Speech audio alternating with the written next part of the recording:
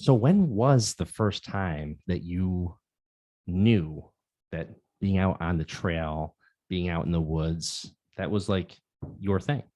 So it goes back to 2019. And I was a stay-at-home mom, and my kids were 6 and 3. And my husband works at Miraval, which is we used to be Cranwell in the Berkshires. And they had just transitioned to Miraval, and he had an opportunity to go out to Arizona.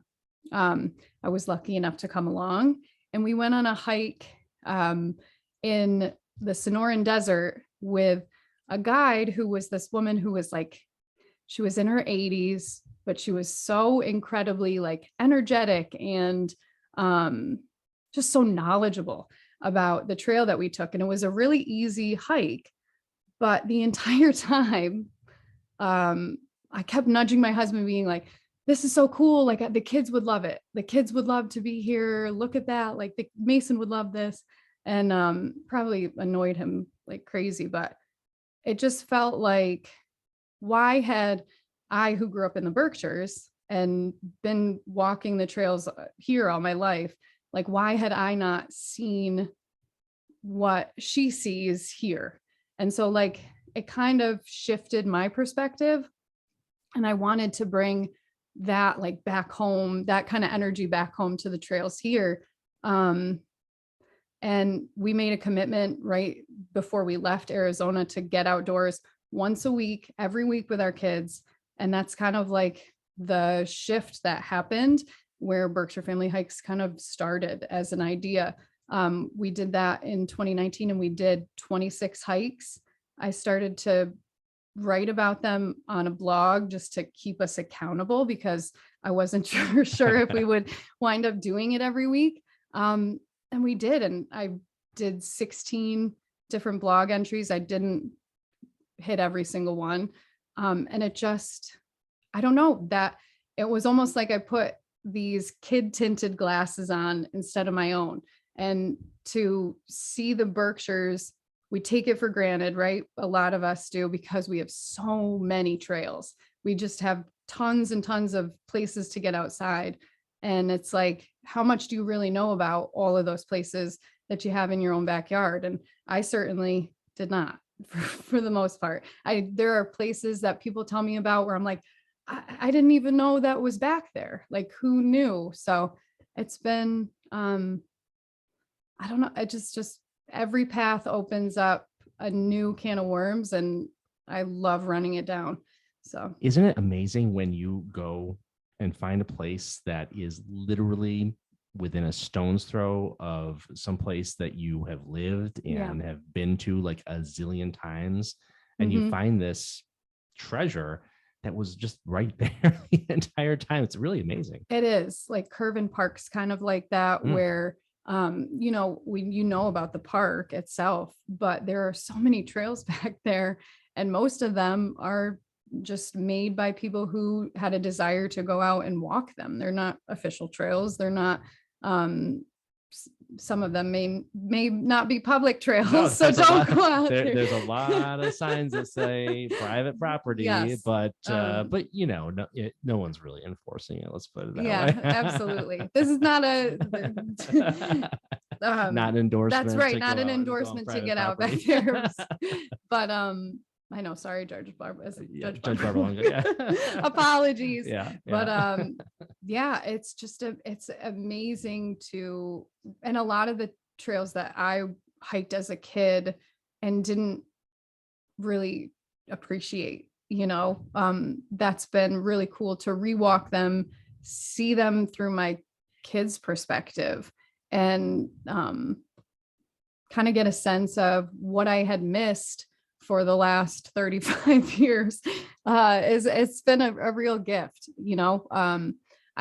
It's not always easy, but it's definitely pays off. And I always bring this up because I think whenever I walk the trails with my own kids and I pass an older couple, they always will tell me someday they'll thank you.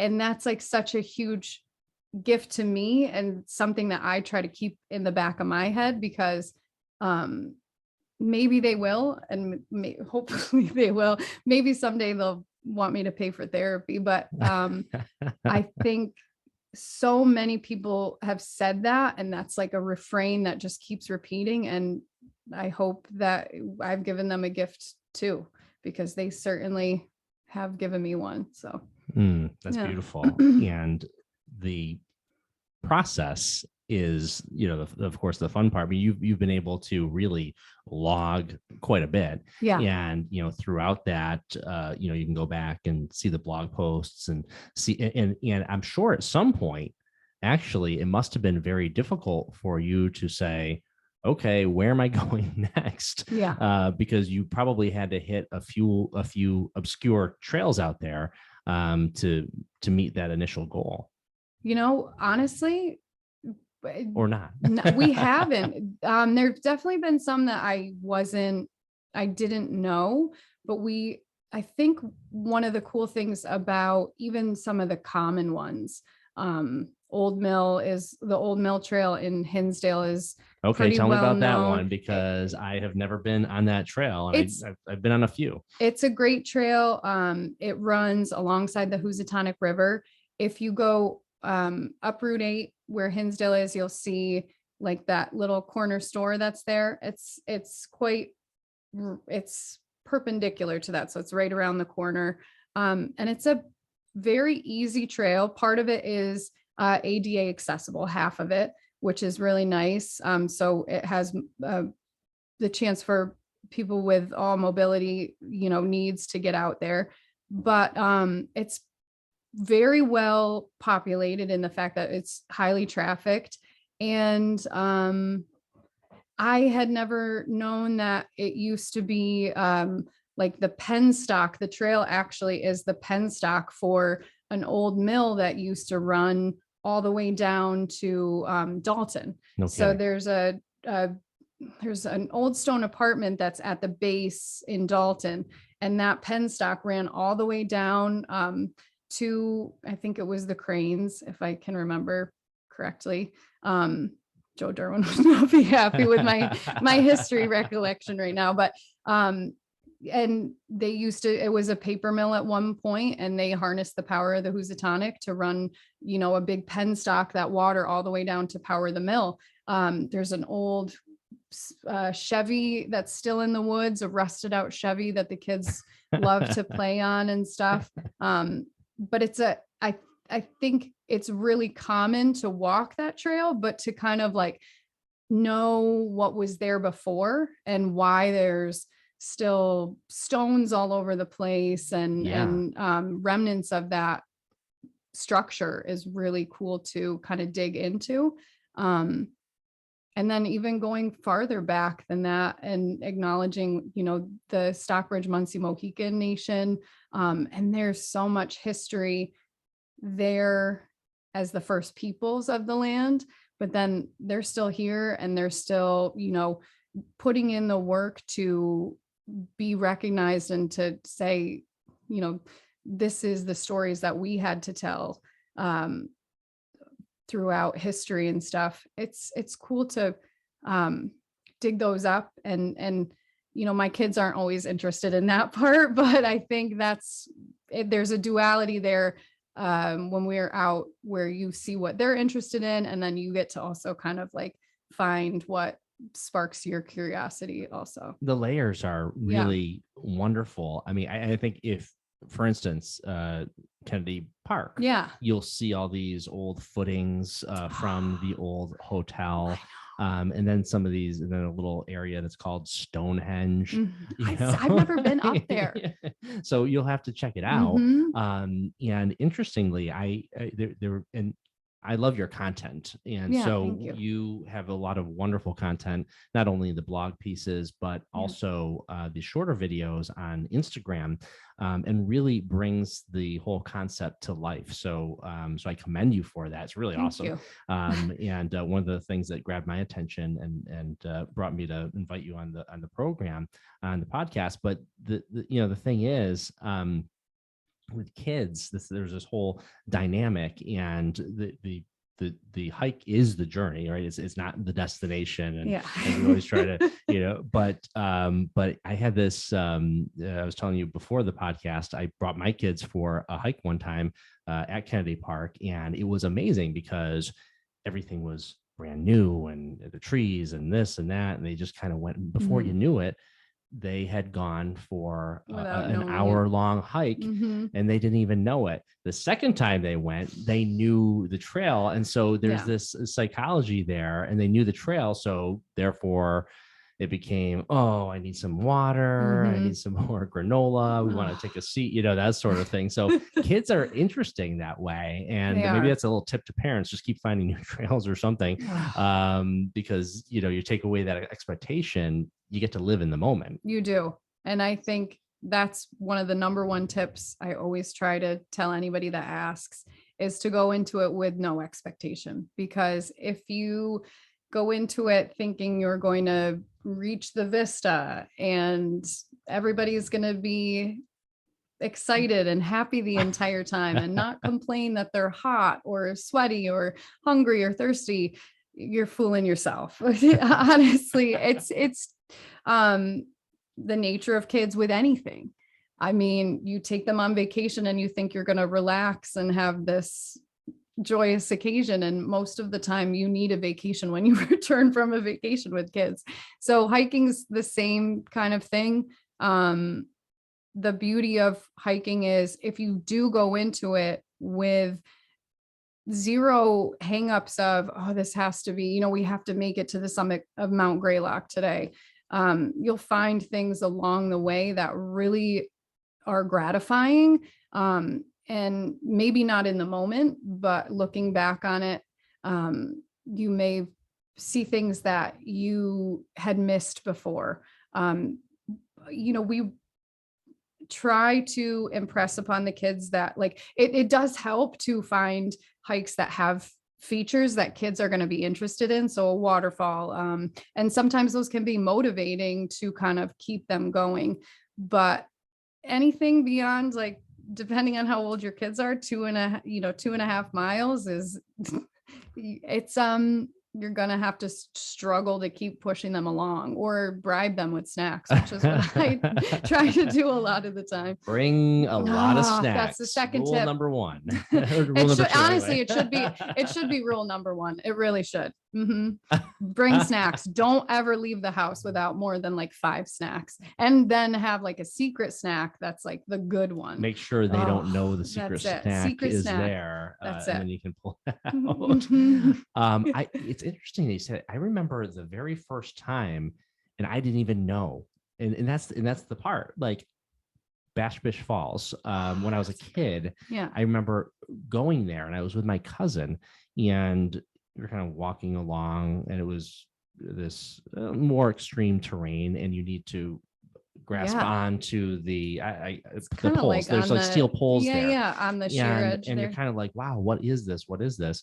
And it literally wasn't until the very end, I didn't even know, but nobody told me that there was this amazing the waterfalls there at Bash Bish Falls. So it was a really amazing experience, and so that's interesting. Hold the surprise for the kids, and then they'll be wowed.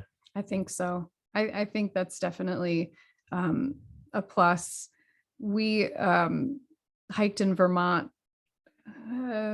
last year, maybe it was last year, 2 years ago, I can't remember now, and it was one of the hardest hikes we had ever done. We had a recommendation from somebody who said it's an easy out and back, it'll be totally fine, your kids are great, they'll be able to do it. And it wound up being almost 8 miles. And my kids were 7 and 4 at the time, and we did it, and we got there, but it was probably, and they had no idea that there was this, it was a beautiful waterfall at the end, one of the most gorgeous ones. I think it was called High Falls. I wish I could remember it right now. We'll put it in the footnotes. Yeah, absolutely. But it was, one of the harder hikes for me as a grown-up, and I can't believe my kids made it the entire way. It was excruciating. More morale wise, we carried my daughter for 90% of it. But we all made it back. There have been hikes like that, but there was a hike that we did in the wintertime. We did Constitution Hill, which is in Lanesboro. And now, how do you get there? It's almost, if you drive past the forge, you drive too far. So if you're driving up that road where the old forge is, I think it's called Bridge Street, on the left-hand side, you go all the way down Bridge Street, and it's where Josh Billings' house used to be before he set it on fire. Okay. Rumor has it. I think that's a true story. I don't know. But Constitution Hill is actually the obscure, morbid history. It's wonderful. That's the beauty of the Berkshires, right?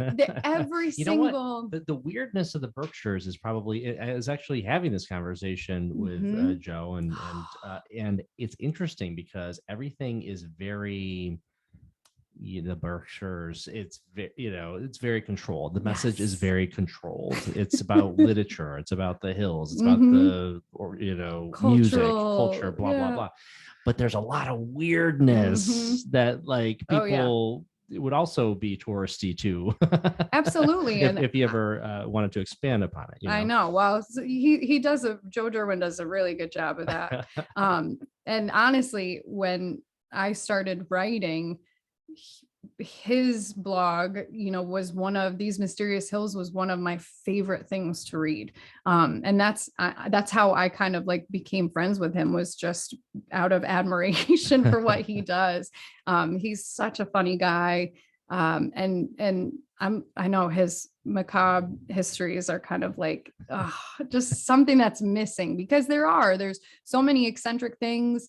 So many weird little stories. So that Constitution Hill, there was an elm that was at the top of that hill, and someone set a bonfire when the Constitution was ratified by Massachusetts back in 1776 or whatever. And you could see it from Boston. So someone set a fire on that hill, and then there was a big tree that was planted to commemorate it, and there's a plaque up there and stuff. And it's not a far hike. I think it's like 1.5 miles maybe, but if you go one way, you kind of gradually elevate the hill, and if you go the other way, it is a straight shot almost out. And we did it with our kids, me and my sister and her family, who her kids are about the same age as mine, and our husbands and my father came, and we did it on a day right after snowfall. So we had fresh snow that wasn't packed down, and we went the wrong way.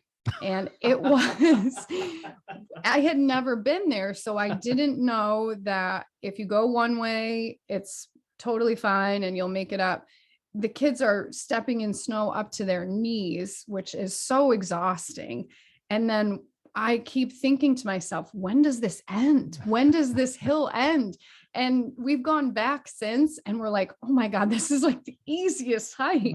But that day in December, we thought it was like Mount Everest we were climbing. It was so awful. And I still laugh about it with my sister. I'm like, remember I took you on that awful hike? And the kids are all like, no, never again. But you can never prepare for those things. And I think it does make for good stories. And that's all that really connects us in the end, or all those great stories of remember that time, or so.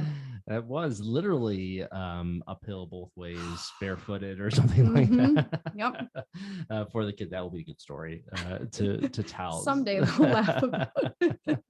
So was that the toughest hike? Was that? It was one of our toughest hikes, I think. And it's so funny that it would not be considered a tough hike. But for us, it was just this perfect combination of things that made it one of the worst hikes we've ever been on, for sure. So have you come up, so you have the blog pieces, and have you sort of done a ranking, or have you thought about that at all? Like if you were a parent or parents and you had kids and you wanted to sort of like start out, you don't want to start out with Mount Everest, right? No.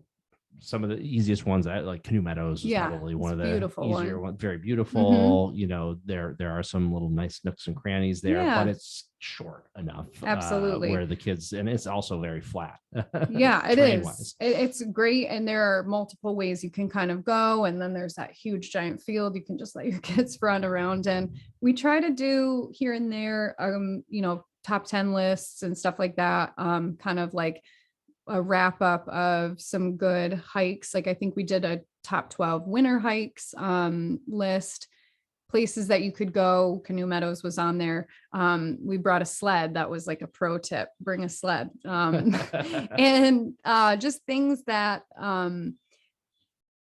different places that kind of like scratch different itches. So we've done a foliage one that was really great. So like places that you can still get to with your kids that are going to have good foliage views and stuff. And then even end of the year, I usually do something called a trek election, which is like a wrap up of trek elections, you know, of the year. We kind of look back. You'll find I am a sucker for like a pun or a portmanteau. Like if I can shove a couple words together, that's like, that's my sweet spot. So, and in those reflections, we usually like go through and I'll do best trail tantrum or hardest hike or like our favorite hike that year, and kind of do it that way to do kind of like a wrap up of what the year was like, best waterfall that we went on, that kind of thing. So then, and most of those link back then to like the review so that people can kind of go back and say, oh, why was that, you know, the best waterfall hike they went on that year.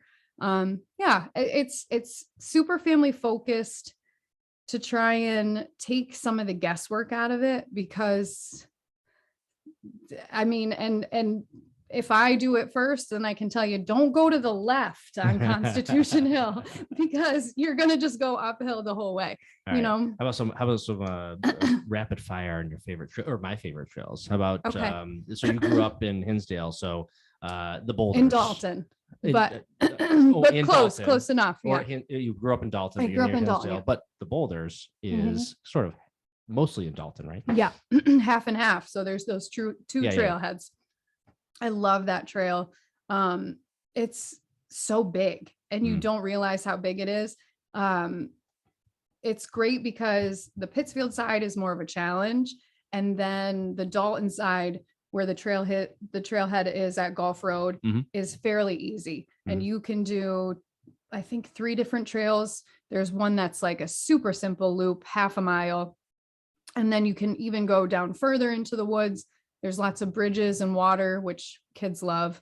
They always tell you, you know, lots of nooks and crannies there. They call it boulders for a reason too. And there's glacier erratics the kids can climb. That is cool. And then on the other side, what's cool about that stretch on High Street when it ends at Gulf Road is on the other side is the Appalachian Trail.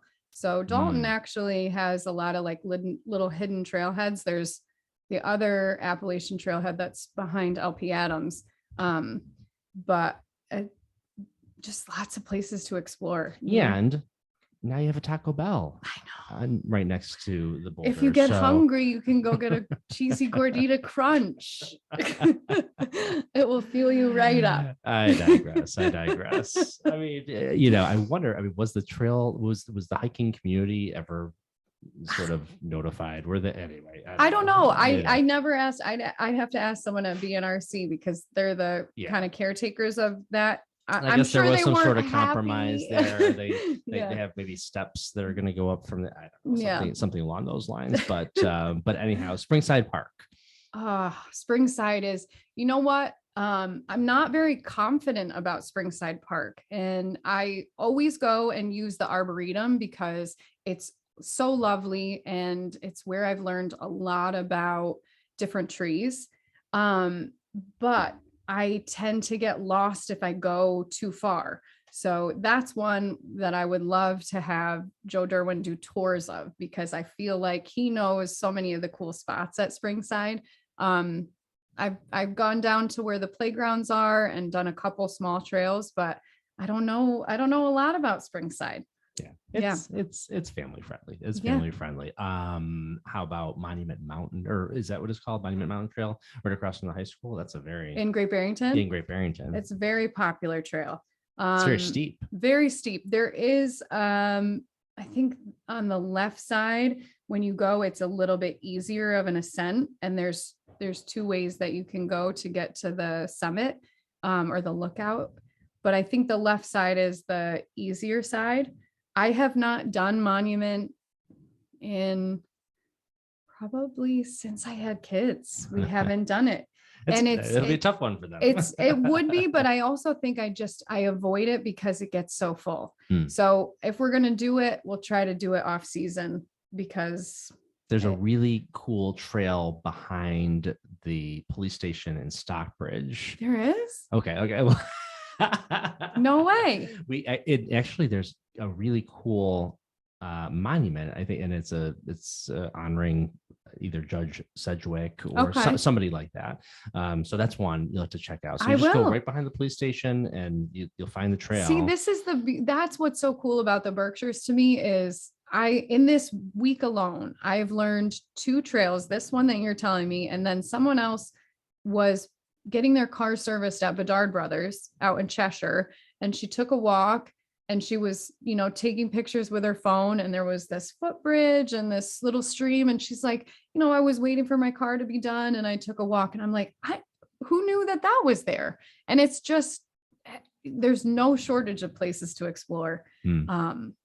That's just wild. You could hike forever and still never be done. So yeah. I'll have to. Those 2 are on my list. All right, it's cool. And there's in Pittsfield, there's this, and the city has been kind of trying to make this contiguous greenway through, but there are creative ways that you can run all the way from sort of Clap Park through the Pittsfield Country Club to Moorwood Lake to the back of Miss Hall's school, which you're not really supposed to go through, more private property, and then sort of connect with Canoe Meadows and then all the way out to October Mountain, all that. So there some runners have creative ways of finding the grass that goes all the way through.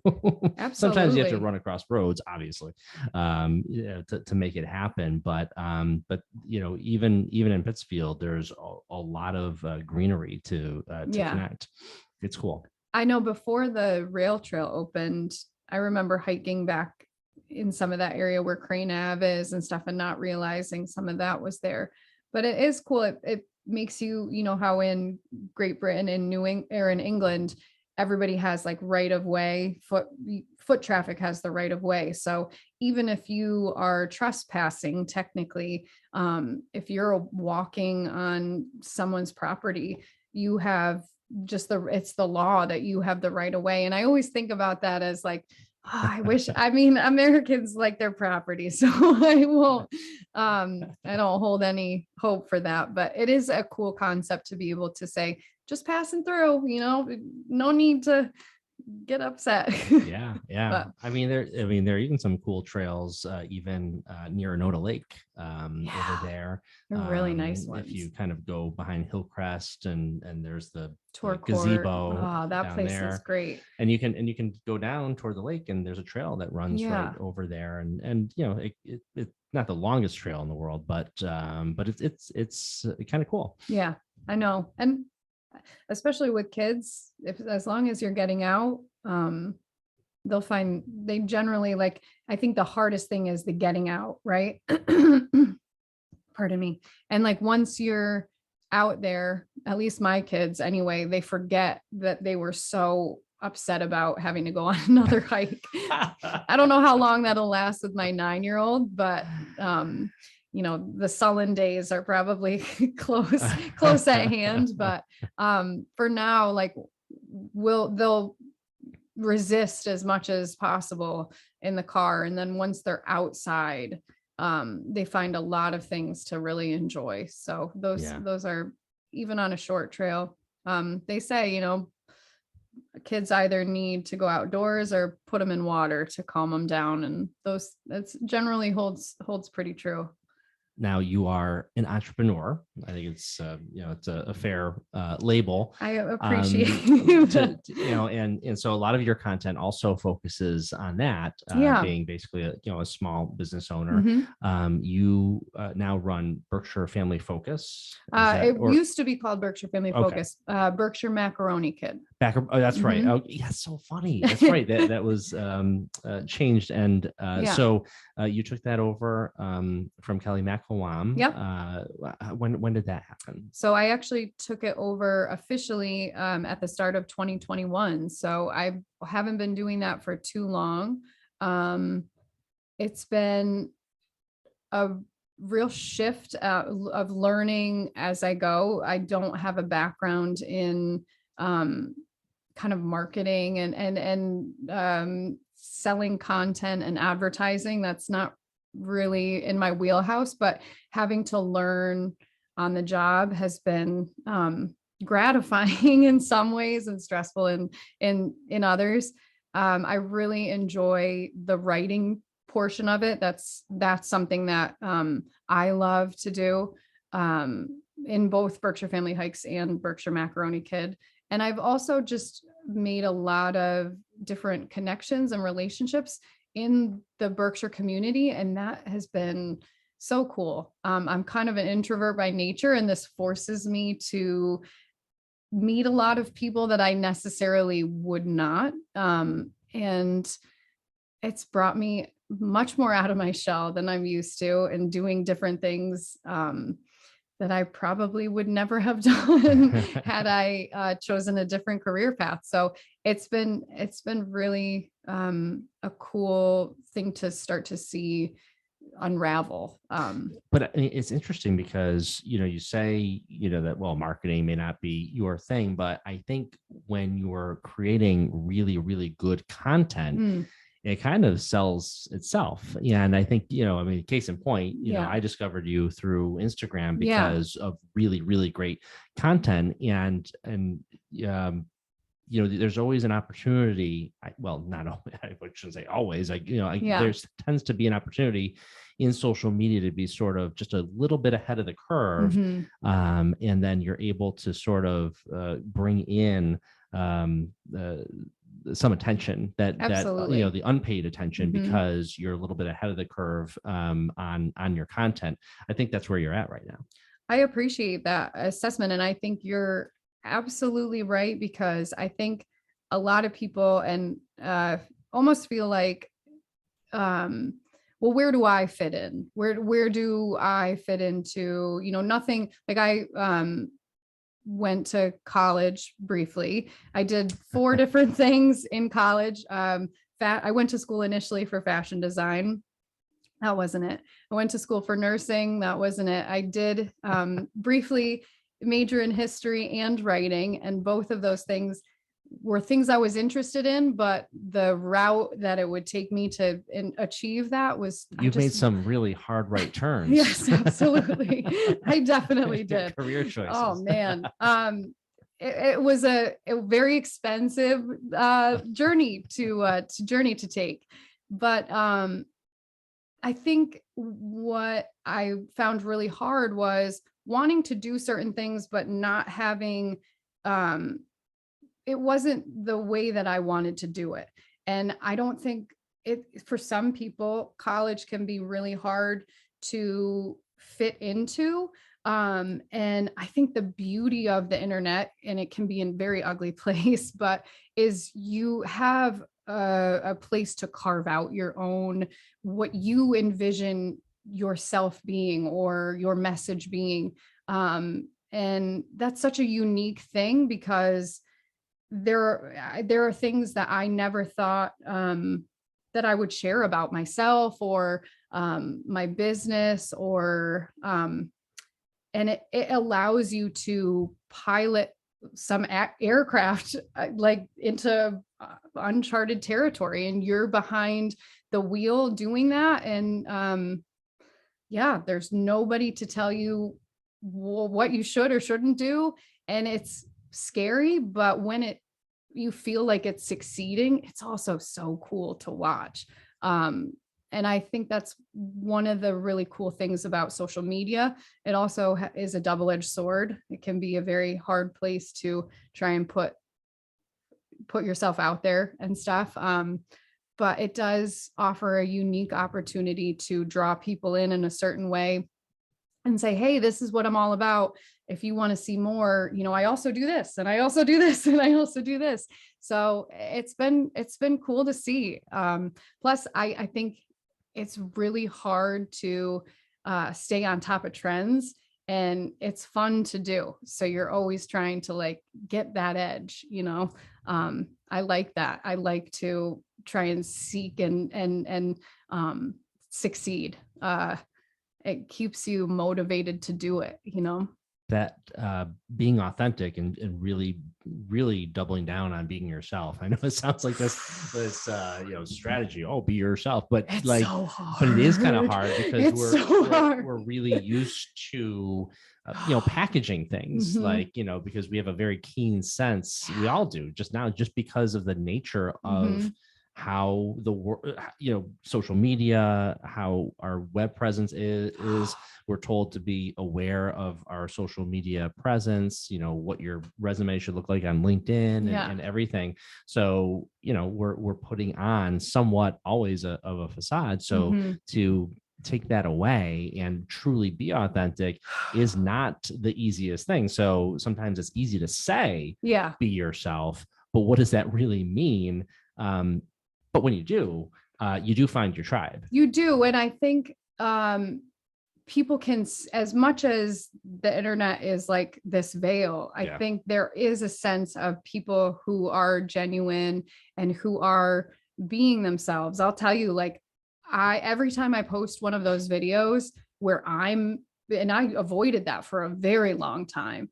And every single time before I post one, I am sick. And as that line like fills up where it's posting, I am like, oh my God, what am I doing? Why am I putting myself? But it is truly me being goofy, and that's who I am essentially. And I love doing that. And I love being able to kind of express myself that way. This moment right here is, I was so nervous to do this. And that's what's tricky, is writing is safe, because writing, I control the narrative. I can go back and edit it 100 times and make it sound perfect and figure out how I want it to flow and everything else. And there are little snippets of yourself, like you go on Instagram on, a story or a live, and it's off the cuff, and you try to, not mess up your words, and you try to like help people understand what you're doing and hope that they kind of get the message. It's a it's a hard thing to do, but I think the more that you lean into who you truly are and do it fearlessly, or at least pretend like you're doing it fearlessly, even though behind you might not, it may make you sick to post it initially. People kind of like jive with that. They can feel that, rather than, you do see other accounts where I'm like, I don't know if that person is really, or if the whole thing is just like this image that they give out. But I think authenticity is the way to do it, because you start to attract the people that really pick up what you're putting down, Yeah. And it's okay to be vulnerable because, because it's the honesty. That's it. And, and so I'm sure for a lot of the, because everyone's an expert, right? Because that's part of the thing. Like, if you're online and you're selling something, well, you got to be an expert in this, you got to be an expert in marketing, or you have to be an expert in podcasting or whatever, or trails or whatever it is. That's what I mean. And I don't know, there are, a million things I don't know about hiking. I'm not a professional hiker. I'm not an entomologist. I'm not a geologist. I'm just somebody who really likes to know things and really enjoys exploring and getting outdoors and then sharing that experience with other people. I like to show the less glamorous side of getting outside, because that's the reality of my life with my kids. Is I'm going to force them to hike no matter what. And there's incredible benefits there for everyone, both me and my kids, but it's not always going to look nice. people don't like the perfect family anyway. I know. That's just, that's so 1993. That's right. Know. That's right. I'm no Barbara Billingsley. That's way farther back.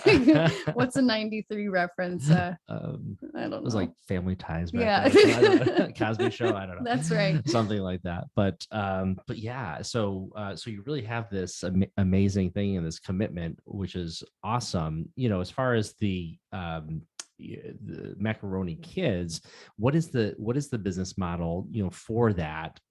Is it based on like the volume, or is it more traditional sort of advertising model as far as that goes?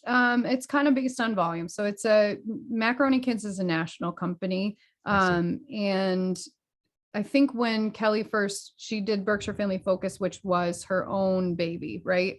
And then she kind of felt like, and I'm speaking for her, so I should not be. But I think she felt like her message would be better received, or she'd have more of an impact going with the national company. So she kind of took that on, and she did it for 8 years. And she really built up like such a huge base of people that really relied on Berkshire Macaroni Kid for free events and as a community resource that was just extremely valuable.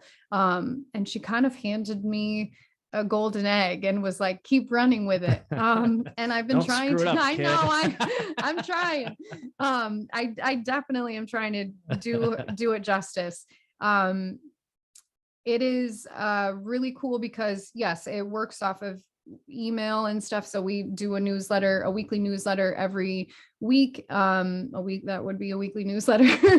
And it goes out to a certain number of subscribers. And then that's kind of how we market the advertising side of it is, what can we provide you that reaches our readers and stuff. So it is traditional advertising in that sense.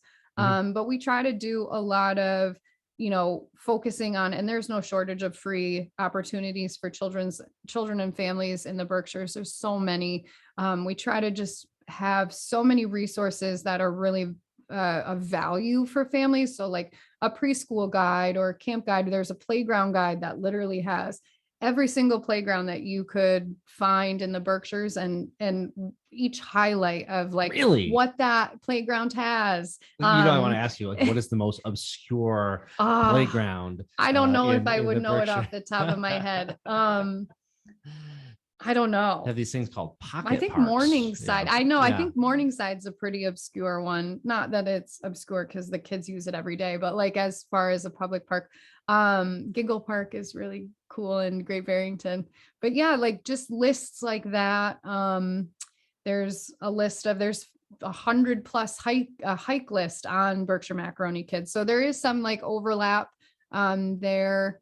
I first started as a contributor to Berkshire Macaroni Kid. That's kind of was the first place that Berkshire Family Hikes hike reviews were e-published, or featured, was Berkshire Macaroni Kid. And then she kind of was like, come and do more things with me. So that she gave me my big break for sure. That is fantastic. And it is interesting how that, because Berkshire County is very small. Yeah. So, you don't have access to millions of people in population. So therefore the sort of quasi advertising model, sort of taking a piece of the traditional advertising model and splicing it in, really makes a lot of sense. I mean, if you were in the suburbs of New York City with it, then, you could probably just simply use, the traditional methods Yeah. that bring in revenue from online avenues that are available. But out here, it makes sense to do the more traditional way. So that's really interesting. Yeah, it is. And it's been, like I said, really cool to kind of make connections with people where I was like, oh, I didn't know you did this. I didn't know you worked for Berkshire Country Day School. And like, so you meet people in a different world kind of than I was used to. And it's been cool to see that unfold for sure. But yeah. So let's rewind a little bit, because we kind of just jumped right into the hikes and this and that. So you are from Dalton. Mm-hmm. Tell me a little bit about your childhood, and you talked about the sort of career paths and the switching and the changing, but the different roads. But you grew up here. I did. I grew up in Dalton on a dead end road, and I was, I have two sisters. And we had a neighborhood, like an old school neighborhood. There was a pond at the end of our road, and we were able to just kind of like explore and do our thing. My parents both hiked. So I think anybody who grew up in the Berkshires, like by nature, you are a hiker. Like that's just what the expectation is. I didn't appreciate it then. Obviously, nobody does. And I went away. I went to Boston for a few different schools and a few different things. And I came back here after kind of being discouraged and not finding my place. My now husband, was also kind of returning to the Berkshires at the same time. He had just finished college. I know him. He and I both grew up together from elementary school to high school. We weren't necessarily friends. He was a kind of popular and a jock and a football player and the whole 9 yards. Whereas I was much more like, I don't even know how to, student council, like, I don't know. That's awesome. Yeah. I was in a lot of different circles. I ran in a lot of different circles, but I won best contributor, like for the like that sort of thing, like kind of a nerd. He would say nerd. That's how he would describe me. And we reconnected over one summer, and we kind of started dating and stuff. And then I've cut to like a few years later, and we started a family in Dalton. We still live in Dalton. He grew up in Dalton, and it's just been interesting to see that trajectory, something that I've said I would never do, because everybody says that, and I'll never come back here. And I really have appreciated being able to come back here. And I see some of my friends do the same and say like, oh, it's great to raise a family here. What I would give to be able to do that. And it's been an interesting life so far. And then, at that point, I think I worked a few different jobs in the interim. I waitressed. I was a kitchen cook, a line cook for a little while. I was a daycare assistant, an event manager at Tanglewood. You picked all the really easy gigs. I just don't, nothing. I'm nothing if I'm not like, if I learn a skill and then I run with it. And those are the things that I enjoy doing, but I get bored really easily. And, it showed in my work history. It's sad to say. But it's not though, because honestly, that's really an indicator of like what you should be doing. I mean, if you're really bored at doing something, then like, in your heart. I did it well. I always did my job well, and I excelled at it. But I think once you kind of like get adept at something, you Yeah. hit a ceiling and you're like, what's next? What's next? What's next? And it was a resume killer because you're just like hopping around all over the place. But I think that's why I really enjoy obviously doing anything for yourself is much better. I shouldn't say that because not everybody feels that way, but it feels that way to me, to be able to take what I want to do and send it in any direction across the map.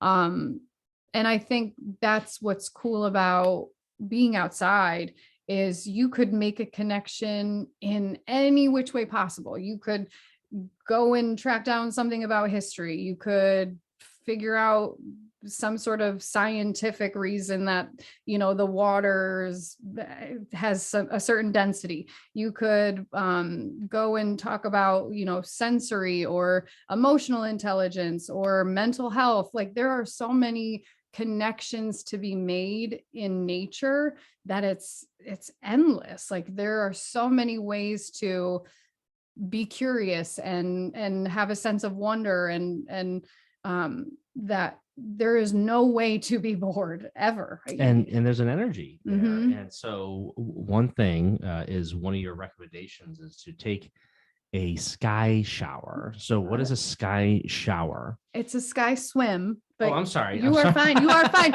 Although I like my own writing. I like that because if you go out in a certain weather, you could combine the two.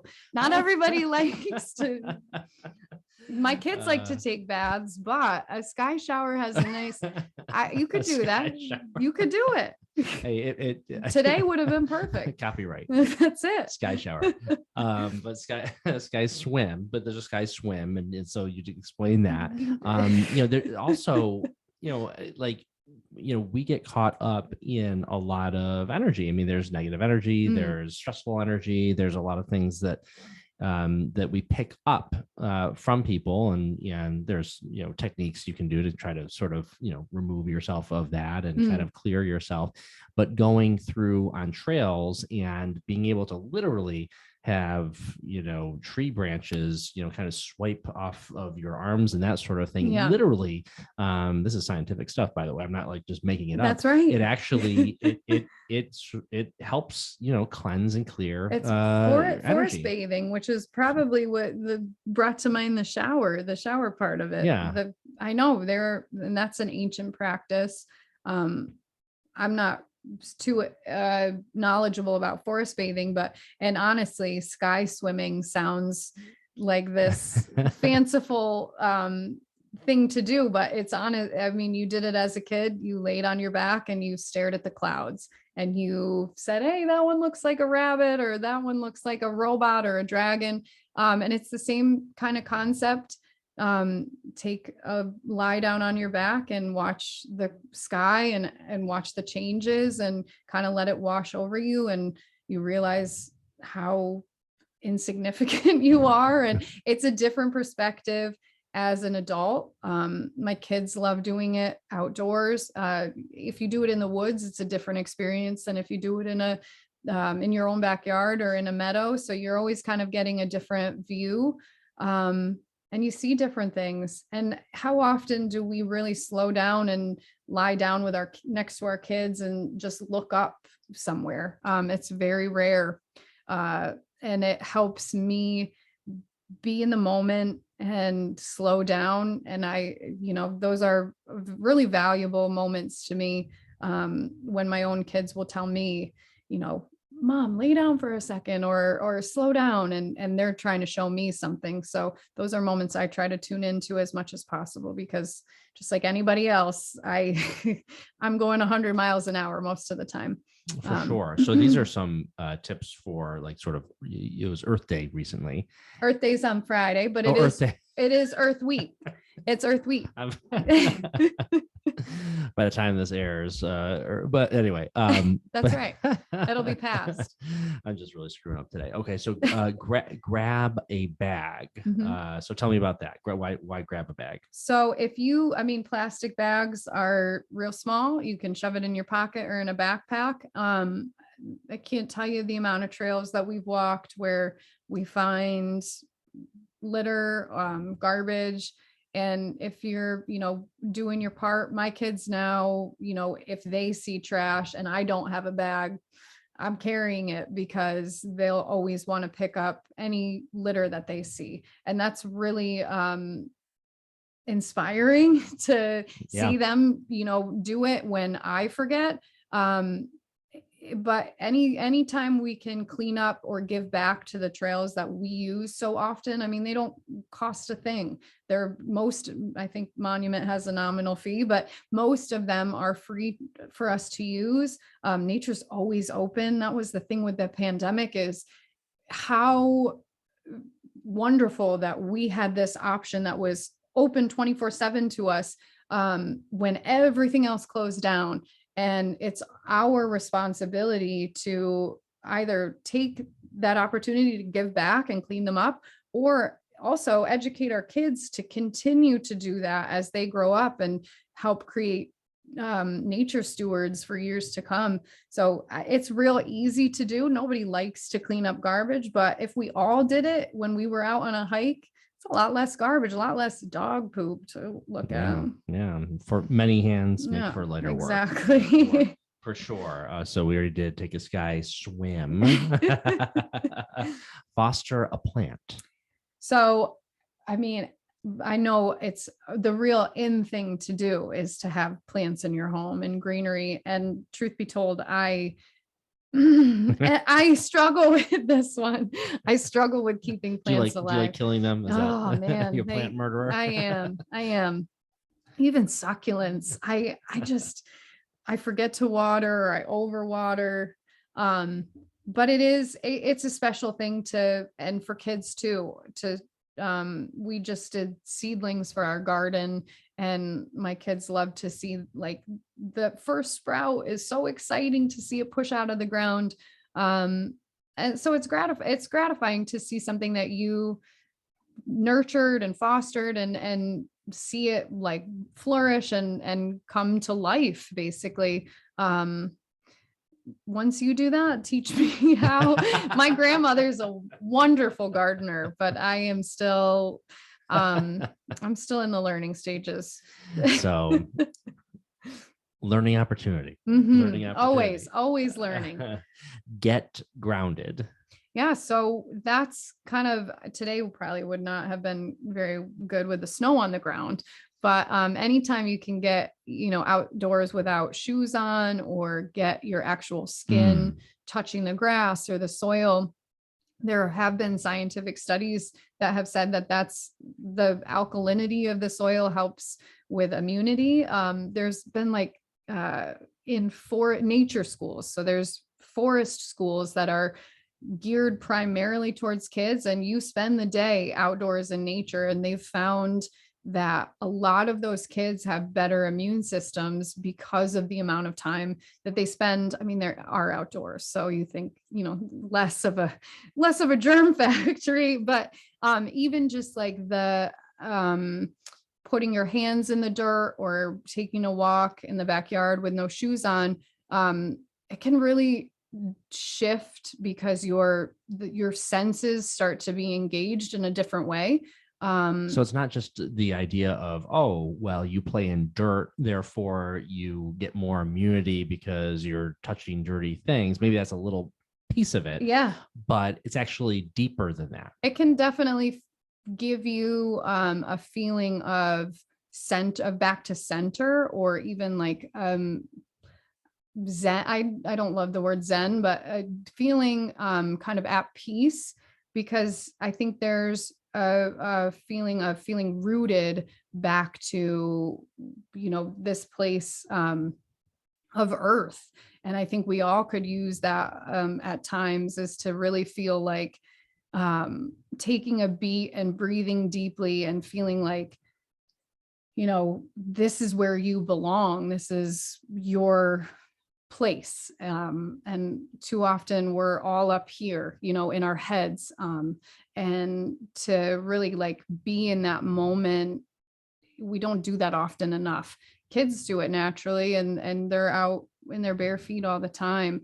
And they probably don't even realize, but yeah, I think we forget those small things. It goes back to even that sky swim, like you're laying and on the ground, planting yourself almost, and you start to feel like you can almost be one with your surroundings. Yeah. So Yeah. So you have this sort of metaphorical grounding, but actually literal get on the ground. Literally get on the ground Yeah. and take your shoes off and feel the grass, feel the dirt, and have that be a piece of you, be heart centered in a lot of ways. Yeah. Not everything is with the mind. We have to. We're always in our thoughts, and it's hard to stop them or get out of them. I mean, it's walking meditation.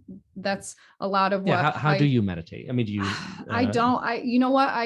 If I'm a lot of people out, meditate, they say, well, I don't do it the traditional way. I just had a wonderful dancer, Olivia, on the program who talked about her form of meditation, which is actually just being in the moment of a very dance routine that she knows so well that there's no thought. You know what I'm saying? There's no thought. So she's going through the motions of it. Yeah. But that's her meditation. So, I like the idea that there are a lot of different forms of meditation. Think so. And I think there's a lot of people who use walking as a meditation. I know Charles Darwin, or is it Darwin? Yeah.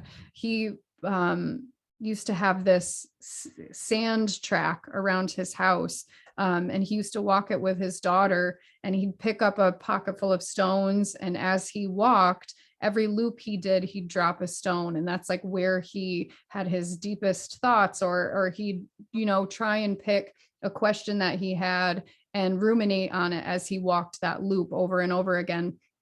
And I think for me, if there's anywhere that I start to really focus on the moment, or even a problem that I need to solve, or finding some sort of inner peace, it's when I'm by myself, walking outdoors in nature and stuff. So I think those are the moments that I seek out in my day to day. It's definitely where I find the most tranquility or inspiration sometimes.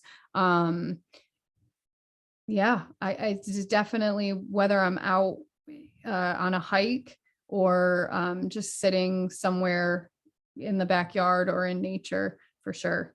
Yeah. I can't emphasize that enough, that we have to be able to get out of the mind and be able to center in the heart more, because we're being bombarded with messages all the time. And we talk about social media and how it's a great tool, but it also can be constant. But every media and every bit of life, I mean, in the traditional working world, same thing.